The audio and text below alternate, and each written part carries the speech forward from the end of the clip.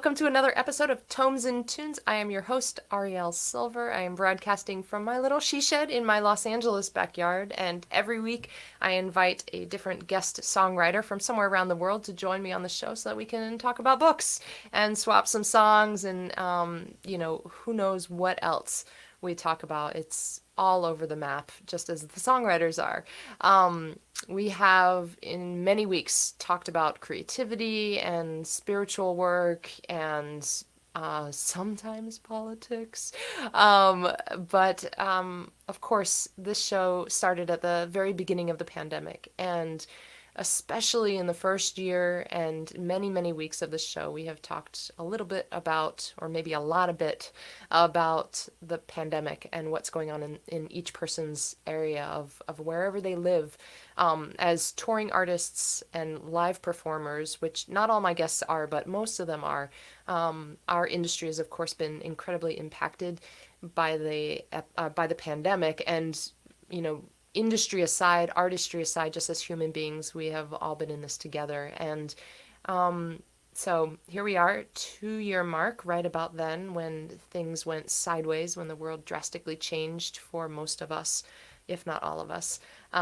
Today's guest, we are in episode 90, and my guest today lives in the Hudson Valley, New York area of the world, of the country, all the way across. I'm going to be on the East Coast in a few months myself, and I'm looking forward to getting my feet back on my East Coast roots soil. So Kate Prascher, she and I bumped into each other a few months ago. We were doing a music thing online, as of course all of us were living online quite a lot, still are, hence the show. And we crossed paths, virtual paths in that way, and I'm really excited to talk with her today. So let me invite Kate on. Hi. Hi. Thank you so much for being here. Oh, thanks so much for having me. Yeah. It's funny, when you picked up your guitar to sound check, I said, "Oh, you're gonna play guitar," because I think of you as a mandolin player, but you play both, huh? I do play both, and certainly when I'm playing solo, the guitar is a much friendlier solo instrument than mandolin. It just has that ring, right? Yeah. Like that beefy, Yeah. heavy low end, right? Yep. When did you start playing guitar? So a little bit later than mandolin. Oh, I actually you bought. started on mandolin? Yeah, I started on mandolin. I bought both at the same time. I bought a mandolin and guitar together. But I started taking lessons on mandolin, and I did that for several years before I picked up the guitar Wow. and started playing around, so to speak, and started writing songs. Huh. Did you start on mandolin or did you start on like violin as a Oh, musician? Was mandolin your first instrument? my very first instrument was piano, Okay. and I started when I was very young with piano, and then also voice. I started taking voice lessons when I was like in second grade. Oh, wow. So, which is kind of uncommon, and a lot of times instructors won't take children that young. But Yeah. I got matched with somebody who was very cautious and about making sure that the way they taught me was to teach me the right way to breathe and the right way to place my voice so that I never hurt my voice and I didn't take on any things that weren't like original and native to my own sound. Hmm. So I got really lucky in that way. Wow. I'm just thinking at that age, vocal lessons are so much about breathing Yes. and what a beautiful thing to learn, right? Like we all Yeah. learn automatically, nobody has to teach most of us how to breathe Right. to enter this world, um, but to cope with the world, that's a different story. Right. Wow. And piano. So piano and voice, why did you take lessons in both of them? Was it something that your parents wanted for you, or were you drawn to music specifically and they were helping to support that? I think I was always drawn to music. I definitely have a musical family, though not everyone's trained. Um, uh, but I think it was like tradition that everybody took piano Hmm. lessons, and I think like most people, I really did not care for them at all. And it's taken me a really long time. Wait, did you not care for them because it was a piano, or you didn't care for them because you had to sit down and hold your hands this way and like the teaching of it? So, I so many answers to this question. Just start with one and spider web your way out. Okay. So the first thing is, like, when I started playing, I wanted to be good like yesterday. I didn't want to. Yeah, of course. I didn't want to have to wait to like play well, and Yeah. that I think was a barrier because I didn't find that I had the patience. The other thing is that I didn't get to play some things that I liked to play, like things that I wanted to learn how to play. And in my adult music education, I finally got the chance to be like, oh no, I want to learn that song. I want to learn how to play it like this. And like, that's made all the difference. Was it a classical training or pop rock training? What kind of music were you playing that you didn't really want to be playing? It was mostly classical training. And I like classical music. Yeah. But I think the things that I wanted to sing or play, Yeah. mostly I wanted to sing. So the playing that I would have done Oh, yeah. would have been great if I could like play and accompany myself. Yeah. Interesting. You know, I think that tell me if this rings true for you or not.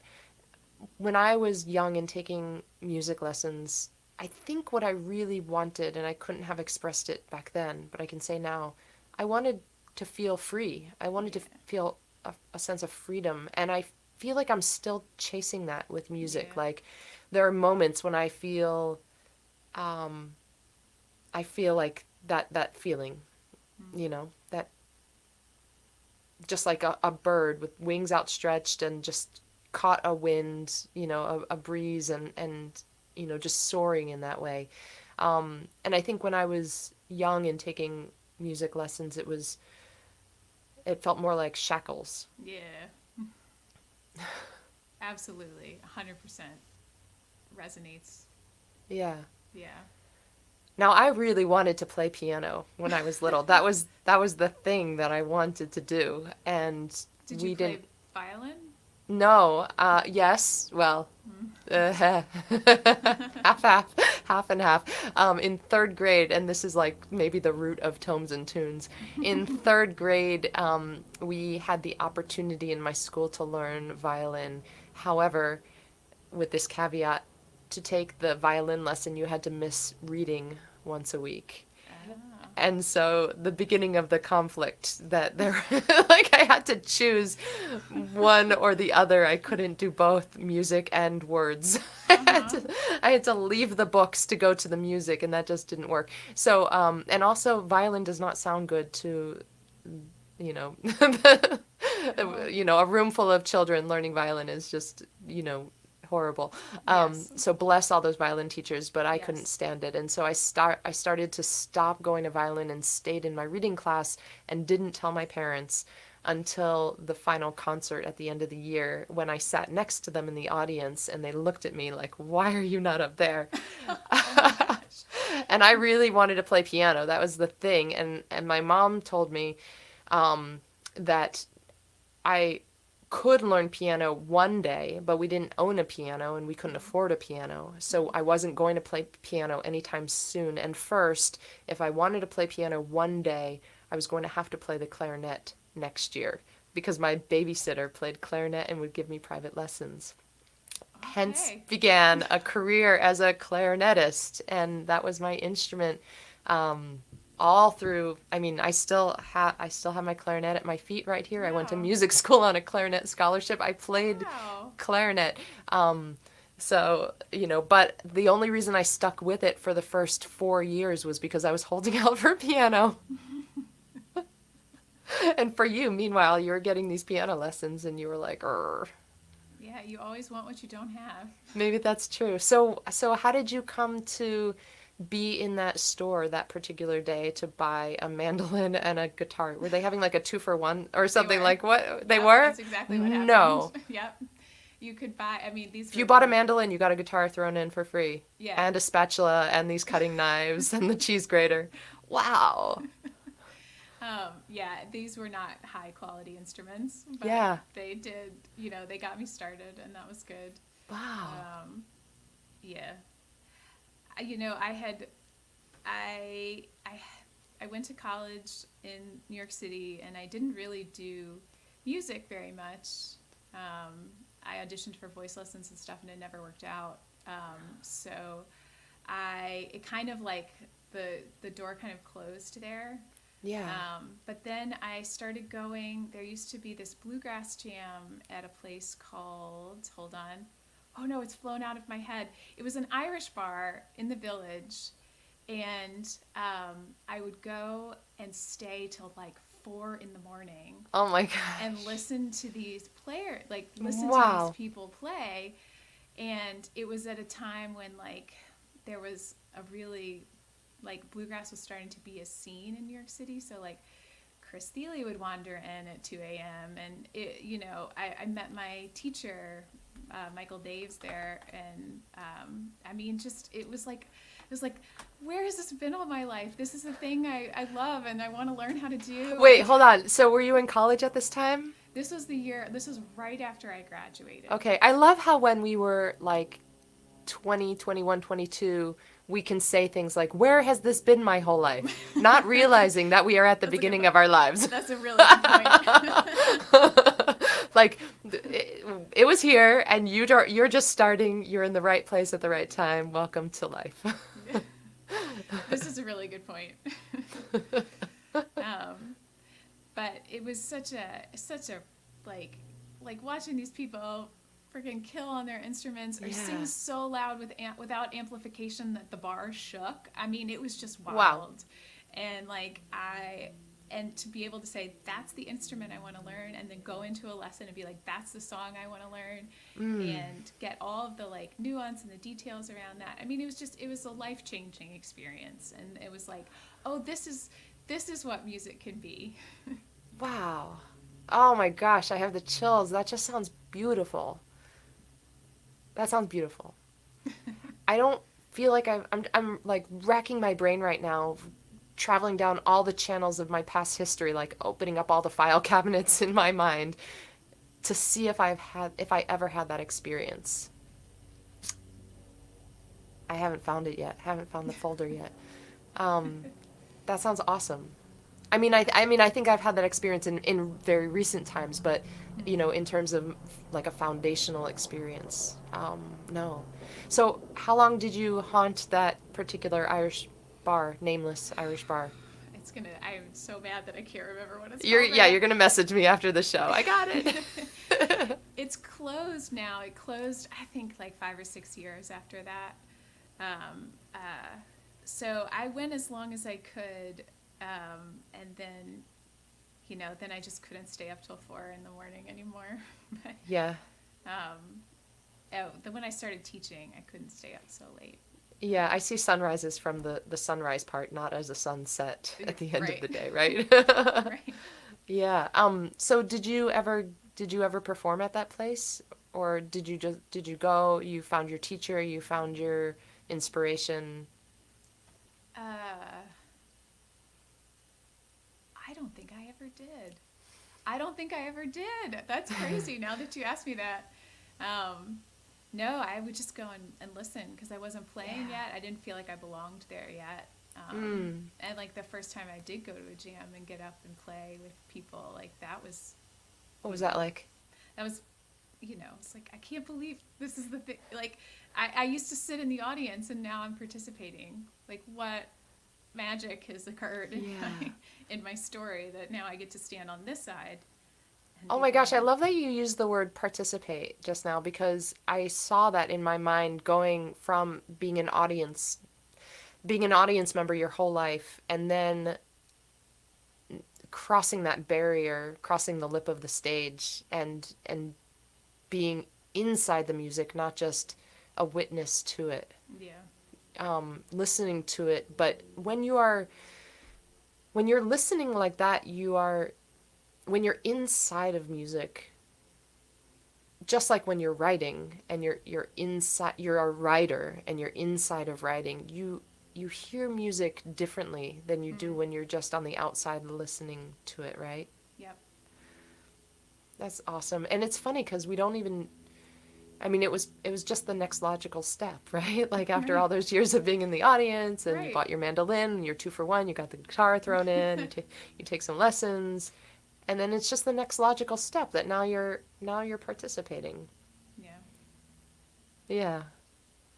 And then what about guitar? Where did that come from and songwriting? I think it's a good question. Oh, so um, I think one of the great things about bluegrass music is, again, back to this theme of participation. There's a democratic impulse, right? Like everybody plays, and because of that, I started meeting people, and I started. We were so bad. We were so bad. But I started playing with another woman, and she played guitar, and I played mandolin, and we both were, we were doing all these, we were covering all these old songs like Hazel Dickens and Alice Gerrard, so we would be learning the harmonies and stuff like that. And then once we'd been playing together for a year or so, we were like, well, let's write a song. And we wrote a song, we started bringing songs to the group. And it just didn't really work for whatever reason, to play mandolin and write a song. So I reached for the guitar that I had. Wait, it didn't work to play the mandolin and write a song, or it didn't work to write a song on mandolin? Like performing or writing? Performing, absolutely fine. But writing a song on mandolin, I mean, plenty of people do it. Plenty of very gifted mandolin players are, genius at doing exactly that. For me, it just didn't make sense in my head. The sounds didn't make sense unless I was playing a guitar.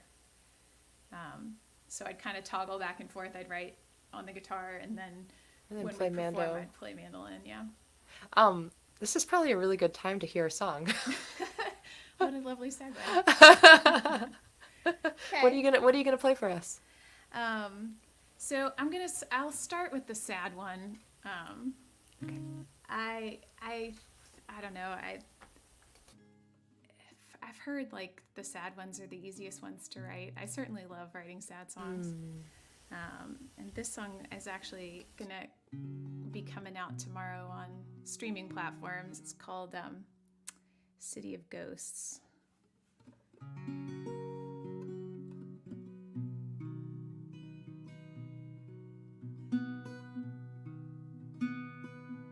Oh, it's gentle all the time. I keep driving past the county line.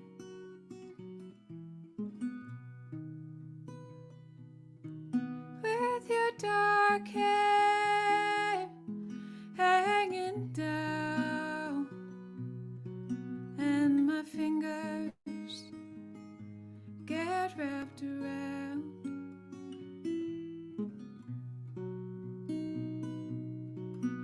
You leave me in a city of ghosts, where you can't rest beside. It's not the way you said to me what for, on the corner that left me sore.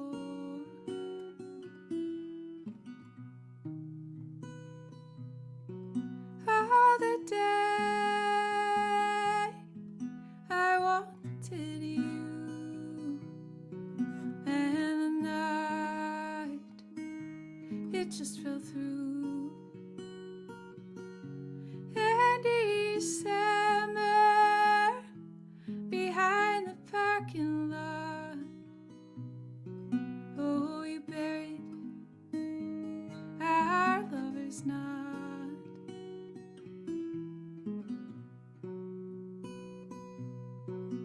You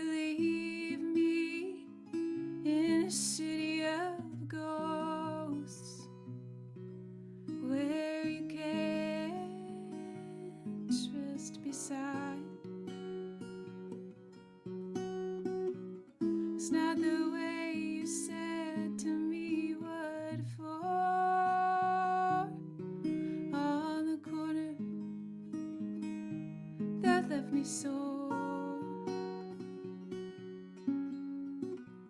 It's not the way you said to me what for. On the corner that left me sore.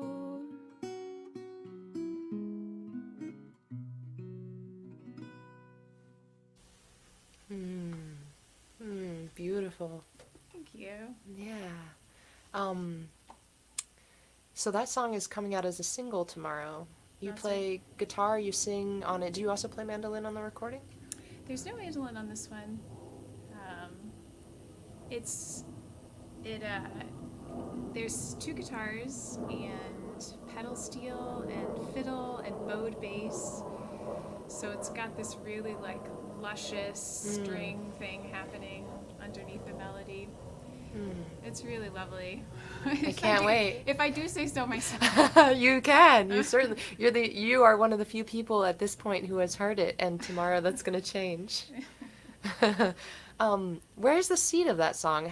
When did you write it?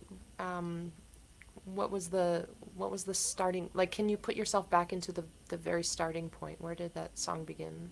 Absolutely.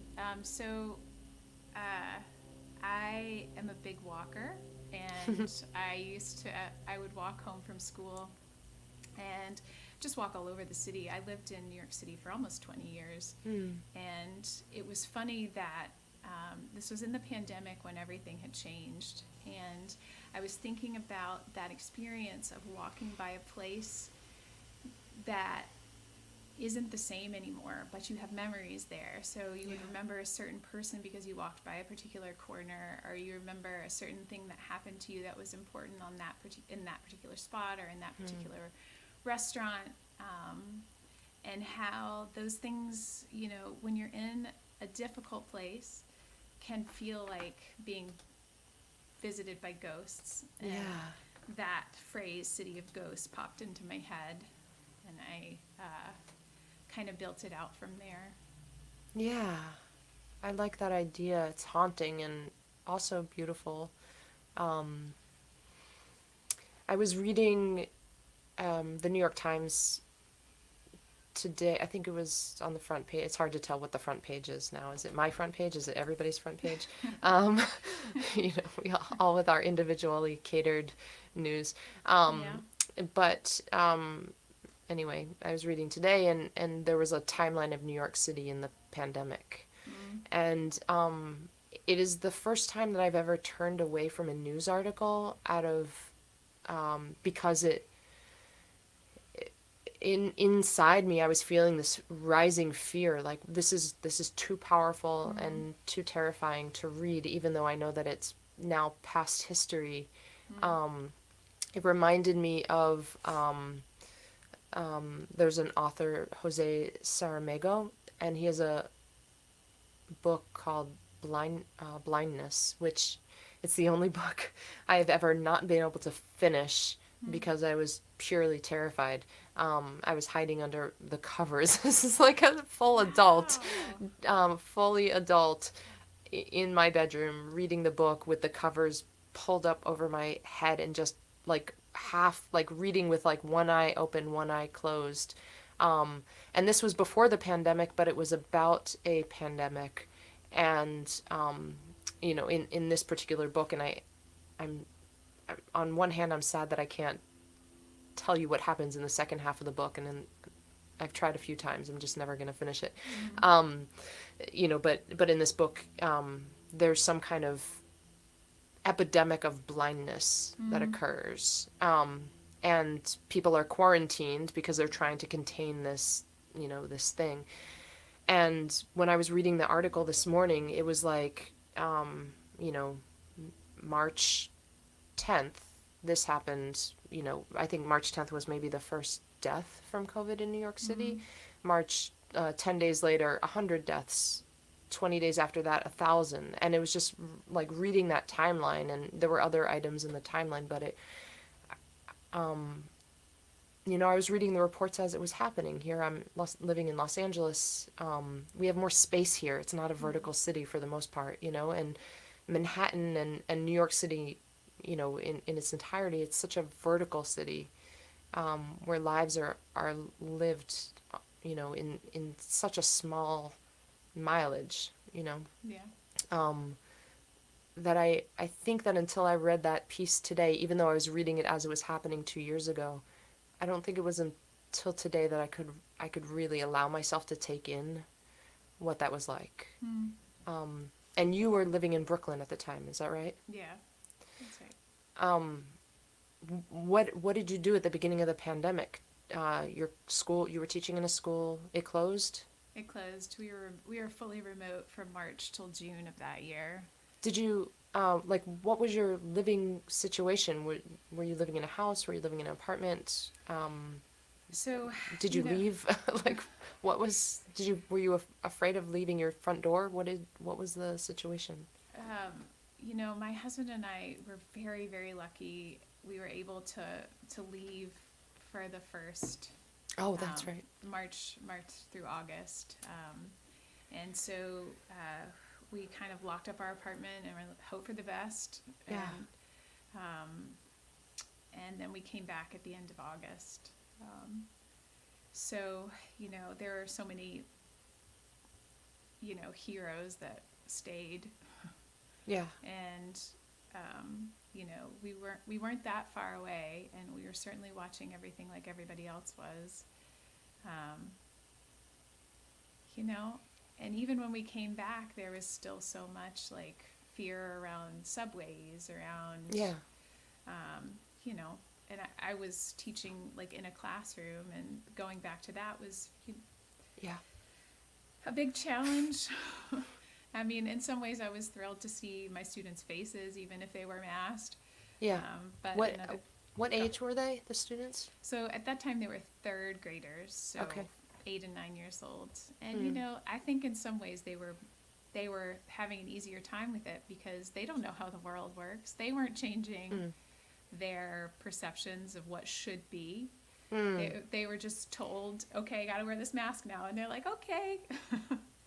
Right. At that age, you're so used to so much constant change. Yes. You're a foot taller next year, Right, like exactly. there's so many things like, oh, last year I only ate carrots and plain noodles and now I'm eating sushi or something like that. Like Yes. there's constant change at that age. Yeah, definitely. But yet they were around adults, their families, their teachers, and I wonder what they saw in us, in our own worries, Yeah. that they were trying to navigate, that they wouldn't have felt without the adults in the room. Yeah. Yeah, it's a good question. I grew up in the Northeast. I'm from Florida originally, and lived in New York and New Jersey for a long time growing up. My family is all from there. Most of them don't live there anymore. And so I'm so familiar with that area of the Yeah. world. And I haven't been there in a few years. I haven't been there since before the pandemic. And so I feel like in that way I can't fathom it. I can't fathom it. I can't fathom New York City being quiet. Mm. Is a big part. Yeah. And so now you don't live in the city. You live in upstate New York. That's right. Yeah. And what do you think? Are you only there because the pandemic wore you out from being in the city? Would you still be there now if that hadn't happened, do you think? Or do you feel like, oh yes, I've always wanted to, this is the right move. This is It's so funny. I was just having this conversation this week with another friend who moved from Brooklyn to upstate. I think my husband and I my husband's not from the city, and I actually am not either. I originally grew up in Memphis, Tennessee. And it was, it was this big ambitious thing that I did with my life, was to move to New York City. And it's something I'm very proud of. And but I think, as time went on, he didn't want to stay. And I was like, this feeling of like, there's another step. There's something else out there that I need to try. I need to investigate. And It was really hard to leave. I had a hard time with it when we finally were like, okay, this is the last day in Brooklyn. We're leaving in July. And I was really reluctant to go. But now that I'm up here, this is like, I have this real sense of like, this is where I'm supposed to be. Mm. This is like, I've actually been missing out on something by being in the city. What Which is it is, that, what have you been missing out on? there's just a sense of like, um, a sense of like, you can let go. There's like, it's so Oh, beautiful. yeah. It's so beautiful up here. Yeah. And there's in the city, and it's great. I mean, I don't knock it at all, but I've heard that like each city has its own word, Mm. and the word that matches New York City is ambition. Mm. So that is wonderful, and it leads to so many fantastic innovations and artistic accomplishments and all of these things. But there is another side to life, right, where you are allowed to be and not produce. And Right, yeah. I think that I'm starting to get that feeling. All right, the moment we moved up here, I got that feeling. I was like, oh, that's what that looks like. Okay, so what does it mean to be in the place where you live now? What does that mean for you that you weren't feeling when you were in the city? It's sort of, well, that's a good question. It's sort of like, it's okay. You don't have to be working right now. You can enjoy being outside. You can, it's like, you don't have to be around people unless you choose to. I mean, I think, again, good and bad. There's so much energy in being around all the different people in New York City. Yeah. But it can, like, if you're in any way tuned towards the introvert side, which I certainly am, like, it can be like you have to wear armor to go and do something, Yeah, like some kind of psychic armor to protect your inner world. Absolutely. Which is, yeah. When you said that you can enjoy being outside, what is it that you enjoy when you're outside? What does being outside mean? So where we live now is, it's the mountains. And I don't know, this might sound a little woo-woo, but there's something about being in the mountains. It's always been the case. I used to go to Asheville, North Carolina when I was growing up, and there's something like a feeling of deep rootedness when you're in the mountains. There's a feeling of like being held, and there's also this, at least for me, like this very like generative, fertile, like aura about being in the mountains. It's like as soon as I see them, I'm like, okay. I get this sense of like, this is right. And I don't know, like I hear where I'm sitting, and like if I look out the window, I can see the ridge, and it's really powerful for me to have that as like at my fingertips. Yeah. Do you feel like the city is, you're standing on concrete or asphalt, you're surrounded by steel and glass, and fabric and humans as the primary species present. And there are some, of course, some people have pets and some people have trees, or some streets have trees, right? And there's Central Park, of course, and the other parks. But when I think of New York City, my first thought is not Central Park or any of the other parks. And even when I do think of those parks, I think of them as being curated. They're planted, and they're maintained. And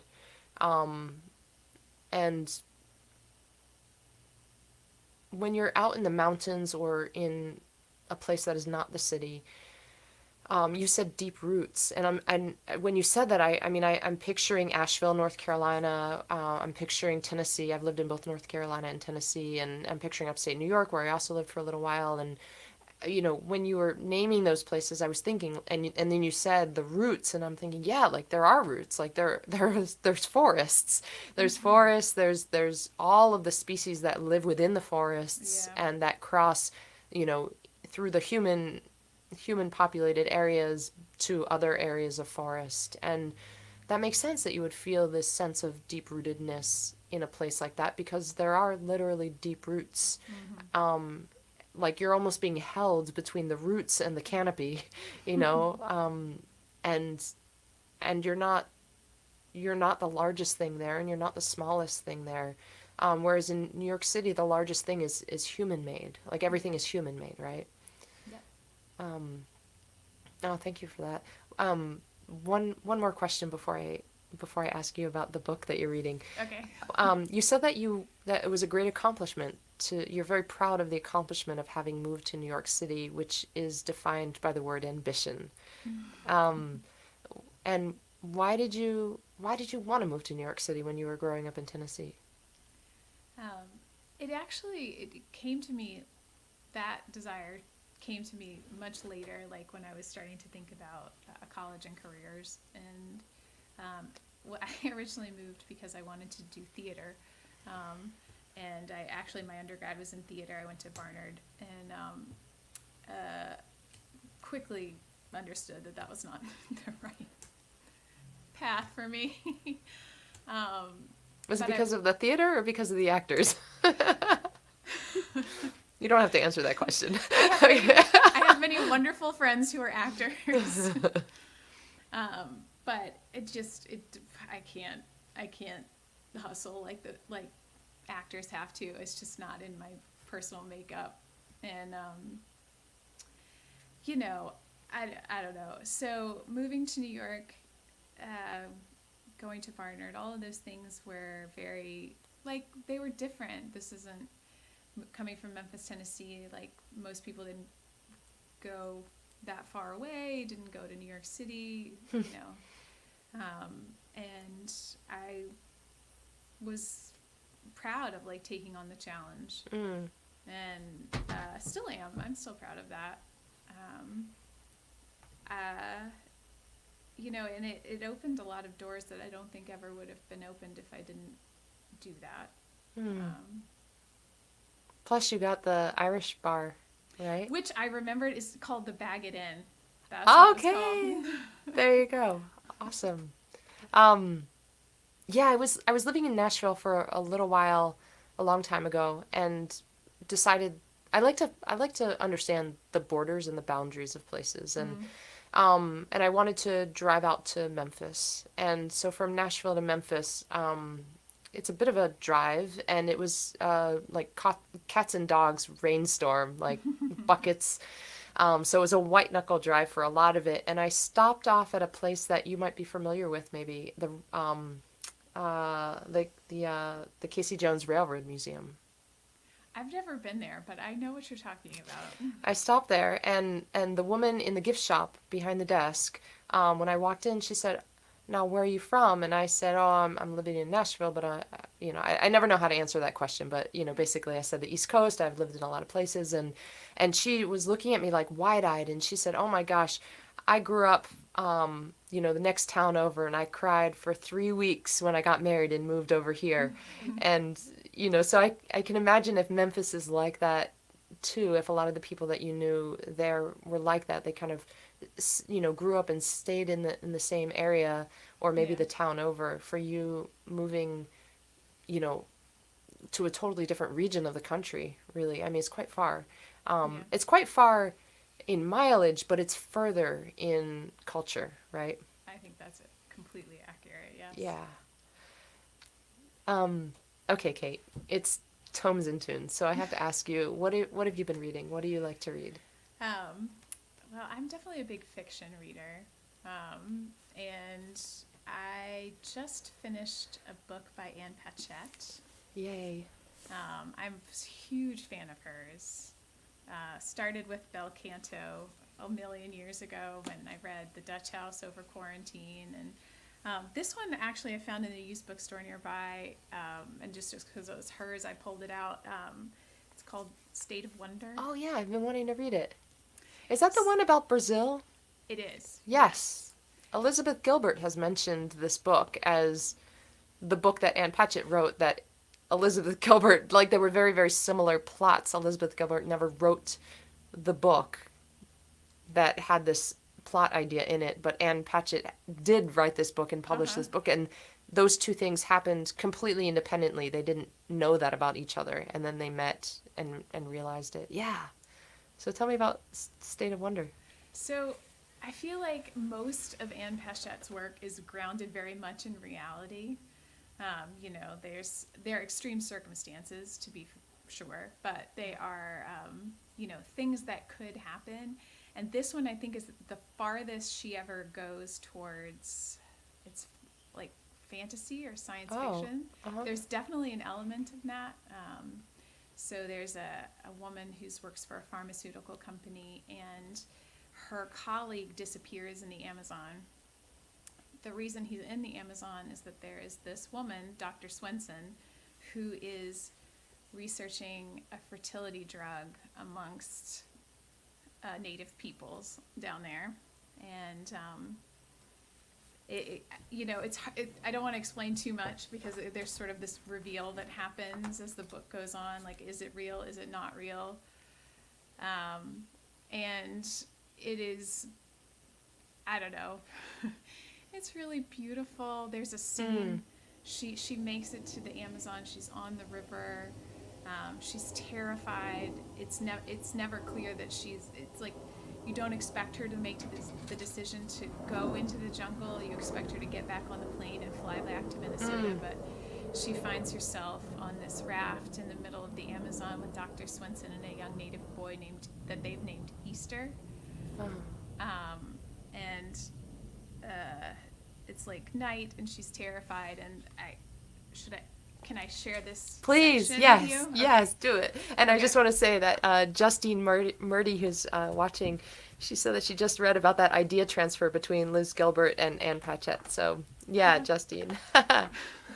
Where? You'll have to put where you read that, because It's in Elizabeth Gilbert's book, Big Magic, but she's also talked about it in, I'm not sure if it's in a podcast or on a TED Talk. I'm not sure exactly. I feel like I've heard the story a few different times. So, yeah. Okay. So please share. Okay. So it starts with this. Dr. Swenson said, "Look at the stars." Marina, this is the main character. Marina put her hands out in front of her and batted at the air until she found the rope at the edge of the boat. She held tightly to it when she leaned to the side. Beyond the spectrum of darkness, she saw the bright stars scattered across the table of the night sky and felt as if she had never seen such things as stars before. She did not know enough numbers to count them, and even if she did, the stars could not be separated from one another. The whole was so much greater than the sum of its parts. She saw the textbook of constellations, the heroes of mythology posing on fields of ink. She could see the milkiness in everything now, the way the sky was spread over with light, and when finally she could tear herself away from the theater above them to look forward again, she saw yet another light blinking like a mirage on the horizon. It was small and orange, and as they came toward it, the light appeared to stretch into a single line, and when she thought she had the line fixed in her vision, it broke apart. It scattered and spread, bits of it popping on and off. "There's something up there," she said to Dr. Swenson, and in another minute she said, "It's fire." What she meant to say was, "Turn the boat around." Indeed, Dr. Swenson said, it was a dozen fires, and then the fires tripled, and then Marina could no longer count them. What had been a line spread into layers, and in those layers circles of light lifted and fell. Was the fire in the tops of the trees? Was it somehow burning in the water? Easter turned the lights of the boat back on, and instantly the fire began to leap. A ululation of voices exploded the night, the ringing sound of countless tongues hitting the roofs of countless mouths. It filled the entire jungle and poured up the river in a wave. There were people on the banks of the river. They were going to meet the tribe. That had always been the point of the expedition, so why hadn't Marina thought of it before now? What had made the jungle so uncomfortable all the time was its absence of people. All the jungle had offered thus far were plants and insects, clinging vines and unseen animals, and that was bad enough, but now Marina realized that people were truly the worst-case scenario. It was like being alone in a dark city street and suddenly turning a corner to find a group of young men staring menacingly from the doorway. "Lakashi?" Marina asked, hoping they were at the very least facing a known factor. "Yes," Dr. Swenson said. Hmm. Thank you. I love that description of the sky and the stars, the constellation. The sky as a table, but also as a theater, Yeah. with all the um, mythological stories playing out. And also that last bit where you're talking about the jungle absent of people, and then the people. I was hearkening back to our conversation about New York City, Yeah. and the idea of an urban jungle, and Yeah. all people know jungle, right? Right. Thank you. Yeah. Um, you mentioned bel canto also, and it's funny. I had mentioned earlier that book Blindness that had me cowering under the covers. Uh-huh. Um, I have never finished bel canto either, Yeah. and they're similar in um, up to the point that I read both of the books. They were so similar to each other in a number of ways. Although, of course, bel canto is not about a pandemic, but Right. Bel Canto is so. I love. It's been a long time. I love that book so much, just because of the, like, just because all of those characters are stuffed into one place the whole time. But she kind of like teases out all the interactions that happen within that tiny space. yeah. Yeah, and that's blind. That happens in Blindness as well, because Yeah. they're all quarantined together. Um, Interesting. Yeah, I can't believe that on this episode I am admitting to not having finished either of these books that are both so well known and so celebrated in many corners. But there you have it. um, Thank you. How much further do you have to go with that book? How far are you? Did you finish it? I actually just finished it. Oh, Yeah. okay. And so how do you feel about it compared with her other writing? You said that it's a little bit more fantastical, or there's this other element that you hadn't seen present in her writing. Yeah, I think she goes much farther afield with the like plot Yeah. than she does. I think most everything that I've read by her has had a very controlled plot, and this Yeah. one feels a little bit more like go in here, go in there. Yeah. And it actually has a surprise ending, which I was not expecting. Huh. She doesn't really deal in surprise endings as far as I've seen. Yeah. And uh, I ended up really liking it. Oh. I thought it was adventurous and a little bit risk taking, Oh. which I always appreciate in anybody who's doing any kind of writing or art. Yeah. Awesome. Cool. Well, like I said, it's been on my list, so it's still on my list.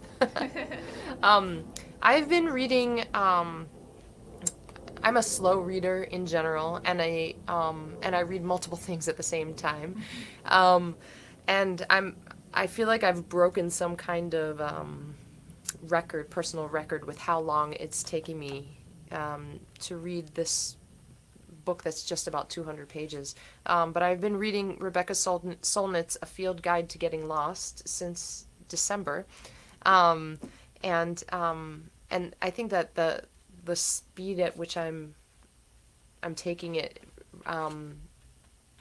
reflects the depth of what she's saying and what she's talking about. The Field Guide to Getting Lost, she really explores what it means to be lost on, she pretty much exhausts the idea of what it means to lose something or to be lost, and what are the benefits and what are the drawbacks. What do you lose when you lose, or what do you gain when you lose, that sort of thing. Just thinking about our conversation, you and your husband moving up to upstate New York, that and what you're finding about just being, that idea of finding that at the same time that you've lost your old home, or the life pre-pandemic, Yeah. of that sort of thing, like playing with what's lost, what's found. And I thought I would share this passage from this one. Where should I start it, though? I'll try here.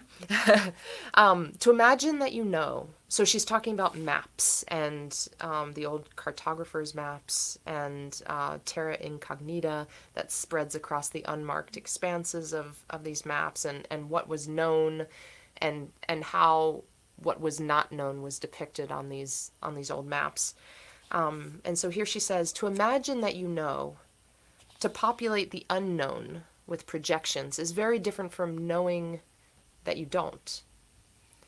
And the old maps depict both states of mind, the Shangri-Las and terra incognitas, the unknown northwest coast, and the imagined island of California, because I didn't realize this, but a lot of these maps had California as an island, whose west coast was nevertheless drawn in with some accurate details and names. When someone doesn't show up, the people who wait sometimes tell stories about what might have happened and come to believe the desertion, the abduction, the accident. Worry is a way to pretend that you have knowledge or control over that which you don't. And it surprises me, even in myself, how much we prefer ugly scenarios to the pure unknown. Perhaps fantasy is what you fill up maps with, rather than saying that they too contain the unknown. I loved that articulation, that worry is a way to pretend that you have knowledge or control over that which you don't. I've never thought of worry in that way, as of course it's an imagined state, but the need to imagine even the worst case scenarios, because those are preferable over the unknown. So Yeah. It's so important to articulate that, because I feel like that's many people's number one hobby is worry. And yeah, it is absolutely a moment or an attempt at controlling, and yeah, it's just you can engage in it if that's a decision you make, but that's right. Really, it's a decision. Yeah, it really does steal chunks of your life if you allow it to. Yeah, totally. Yeah, I mean, it takes practice to untangle the stories that we're placing on top of the actual story. And when the actual story has a lot of holes in it and we can't connect the dots, we just place, there's 3 dots on the page, and so you place a transparency on top of it that connects the 3 dots, and it has this picture of a princess in a castle, and and then you take that transparency away and you place another transparency on top that has a dragon, and it's like those 3 dots can be turned into any of these different pictures, and it's like our minds just try, like, this transparency on top with that picture, this one on top, and whichever one our minds finds the most fascinating is the one that we latch onto and say, this is the story. And it's like, well, if you just take all that away, the actual story is just 3 dots in space. And until we have, the 4th, 5th, and 12th, we don't really know what that picture is. Yeah. Yeah. Well, to use your image, I feel like we always pull the same transparency out all the time. Oh my gosh, yeah, we have like our go-tos, right? It's like 1, 2, 3. Oh, today I'm going to use 3. It's always. That's right. It's never a new one. That's so true. That's right. We drew that picture, or that picture was drawn for us at some point, and and I guess that's a practice too. I mean, the more pictures we have in our file to pull out, the more we realize they're pictures. If we have only 1 or 2 or 3, it seems like the truth. It seems like the truth. Wow, yeah, totally. Yeah. Kate, will you play us another song, and then I'll play a song and take us out? Sure. Yeah, cool. So I'm going to do one called The Fox in the River.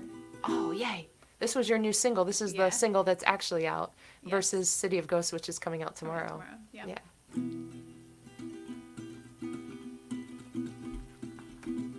He left his fields all fallow. He left his plow up in a row. He longs to be by the riverside. To the river wide he goes. He's bathing in the cold green water.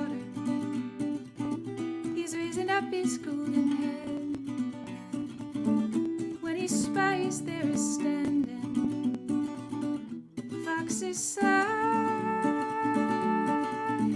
she is red.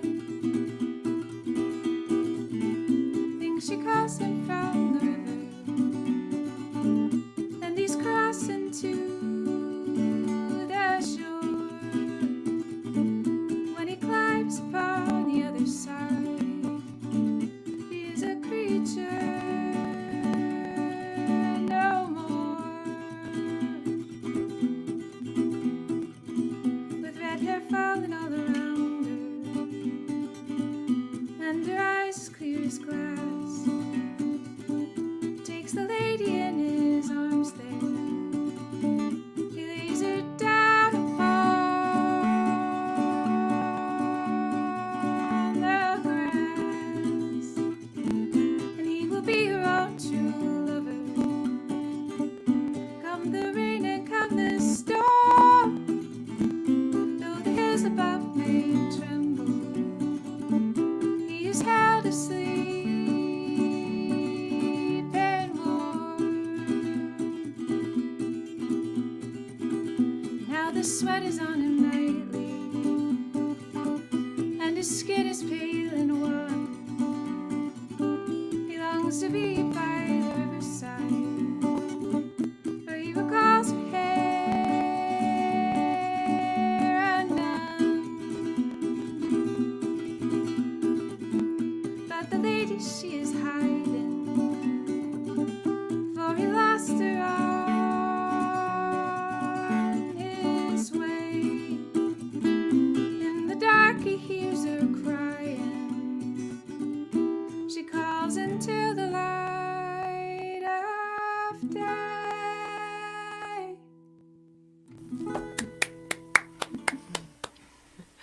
Thank you.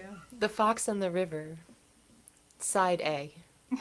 Exactly right. What was the seed of that song? Where did that come from? So that came from a bunch of different places. I like to read fiction. I'm more of a fiction songwriter. I don't like. I'd rather conceal than reveal. I was listening. One of my favorite albums on this earth is Anais Mitchell and Jefferson Hamer's Child Ballads. So I was listening to that a bunch, and I love all the like magical things that happen over these funky chords and the old stories. And then I was also reading a book that had something that inspired me in it, an image that inspired me in it. And Do you remember what book that was? I do. It's called. It's by a woman named Lee Smith. She's an Appalachian writer, and it's called Oral History. So, yeah, I pulled a bunch of stuff together to piece that one.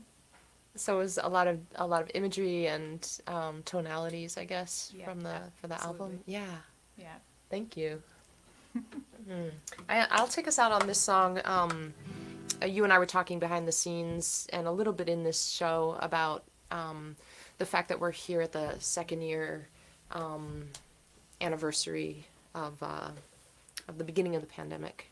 At least the beginning of it in our worlds. I always want to recognize that folks on the other side of the world were feeling it before we were paying much attention. And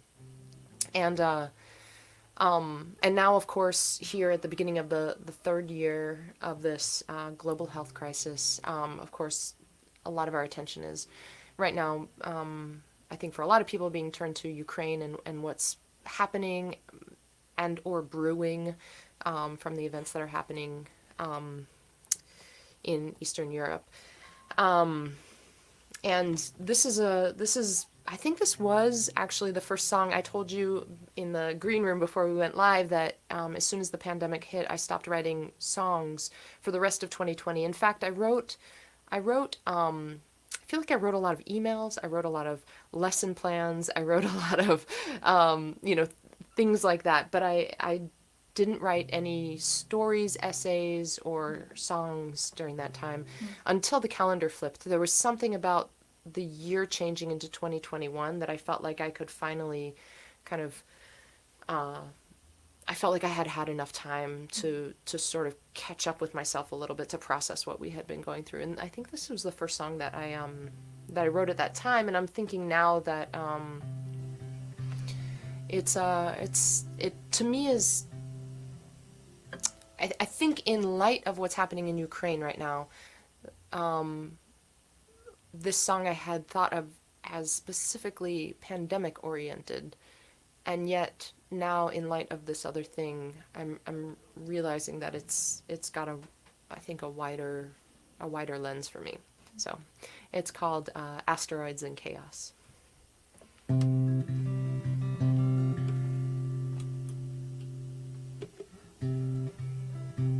Let's get here. Let me turn this up so I can hear myself. Uh-oh. So many things. I just lost my pick, too. La la. There we go.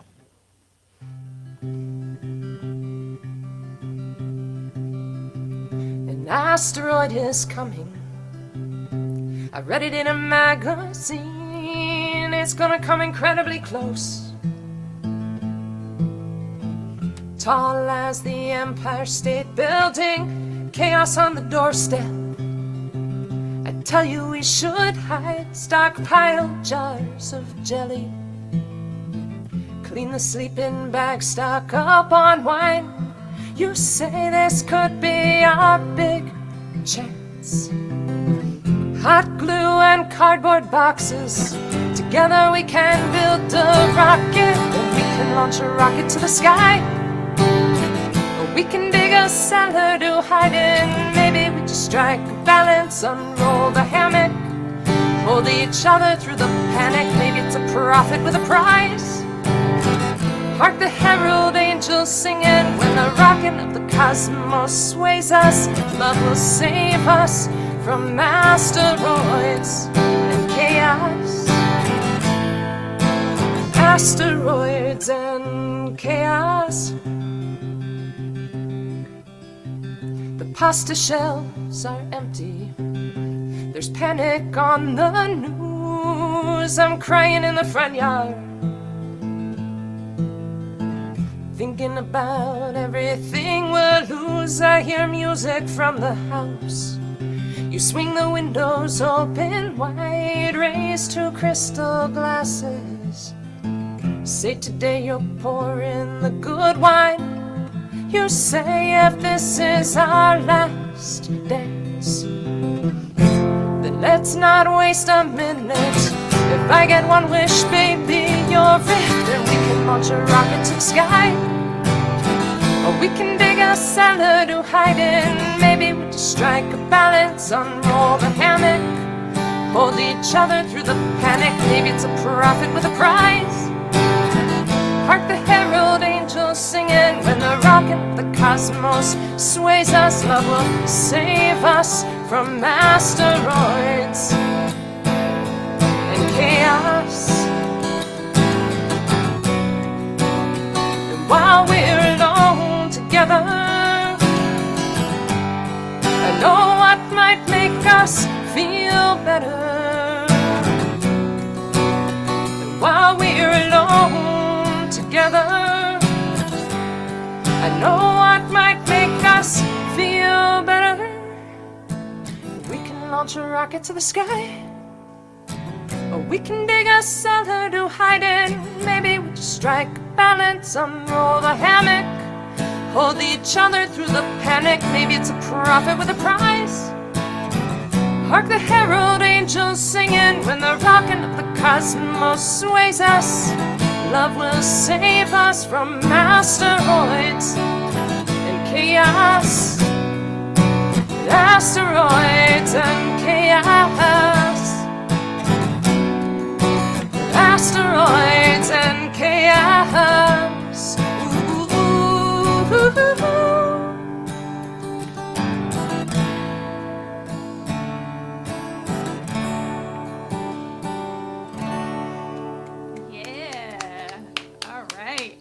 Chorus is rocking, man. That's great. Thank you so much, Kate. Thank you. That's awesome. Oh man. Just before I started to play that song, I lost yet another pick into the sound hole. I have such a collection of picks in there. I just need to like shake it like a maraca and get everything out of there. It's becoming the percussion section. That's exactly right. Yeah. Built in. I like to think of it as like my little like safe, like my travel safe. So if I yeah. ever need a pick, it's in the guitar. But Take it out. Kate, thank you so much for being here today. It was so fun to talk with you, and I mean, this was the first time that we've talked, even though we had crossed paths before. So Yeah. It was a real pleasure. Thanks so much for having me. yeah, thank you. And I'm going to be on the East Coast. I'll be in your neck of the woods this summer, so maybe our paths will actually, in the physical realm, cross. Maybe we'll see each other Yeah, that'd be in great. upstate New York. Love to meet you in person. Yay! All right, Kate, you stay right there. I'll say goodbye to you behind the scenes like a civilized human. And for the rest of you, thank you so much for tuning in. This was really fun. Episode 90, I can't believe it. This show really started on a whim, and every week I really enjoyed it, and the next week I was like, I don't know if I'll keep going with it. And then we were in episode 40, 50, 60, now we're 90, and it's just, to me, one of the highlights of my week. It actually has been a highlight of my week for 2 years now. So thank you for tuning in, and come back next week. New guests every week, and until we see each other in the three-dimensional realm, please take good care. Bye-bye.